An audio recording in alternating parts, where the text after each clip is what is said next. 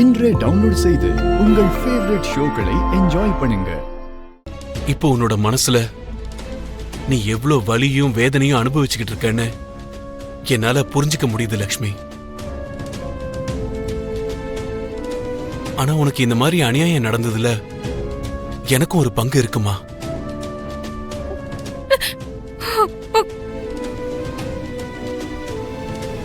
பெரிய இடத்து சம்பந்தம் நினைச்சேனே தவிர அவங்க மனசு இவ்வளவு கேவலமா இருக்கும்னு நான் கொஞ்சம் கூட எதிர்பார்க்கலமா. இதுல உங்களோட தப்பு என்ன இருக்கு சித்தப்பா? அந்த கடவுளுக்கே என் மேல கொஞ்சம் கூட இறக்கம் இல்லாம என்னோட தலை எழுத்தை எழுதும் போது அலட்சியமா கிறக்கி வச்சுட்டாரான்னு தெரியல. எல்லாரையும் இழந்ததுனால அது எல்லாத்துக்கும் பதிலா மித்ராவை எனக்கு கொடுத்திருப்பாரோன்னு ரொம்ப சந்தோஷப்பட்டுக்கிட்டு இருந்த.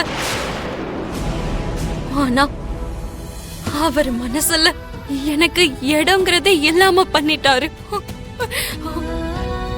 அதோட அவரை இன்னொருத்தரோட பகிர்ந்துக்கிற மாதிரி எனக்கு தலை விதியை எழுதியிருக்காரு.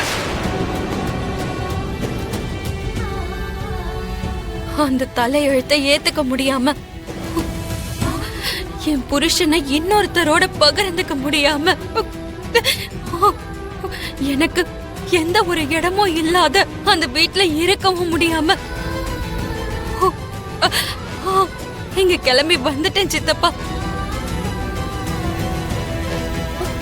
உன்னை இப்படி ஏமாத்துறதுக்கும் உன்னை வேதனைப்படுத்துறதுக்கும் அவங்களுக்கு எப்படிக்கா மனசு வந்துச்சு? ஏன் குடும்பம்னு சொல்லி அங்க எல்லாரையும் எவ்வளவு பாசமா நீ பாத்துக்கிட்ட. அப்படி இருந்தும் அவங்களுக்கு நன்றி இல்லாம எல்லாரும் சேர்ந்து உன்னை இப்படி அழ வைப்பாங்களா? அவங்களெல்லாம் நான் சும்மாவே விட மாட்டேன்க்கா.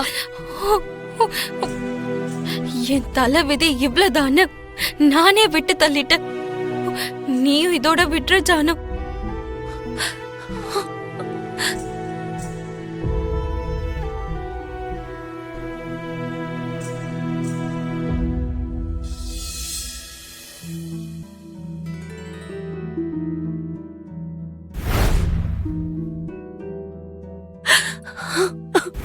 எந்த பொண்ணா இருந்தாலும் தான் கல்யாணத்துக்கு தான் கட்டிக்க போற புடவை, தான் போட்டுக்க போற நகை, சீர்வரிசை, ஆசீர்வாதம், இப்படி கோலாகலமான அந்த நிகழ்ச்சிக்காக கல்யாண பொண்ணு மனசுல எவ்வளவோ ஆசை இருக்கும். கஷ்டப்படுறவங்க கண்ணீரை தொட.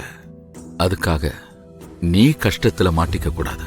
அதான் இந்த தாத்தாவோட கோரிக்கை.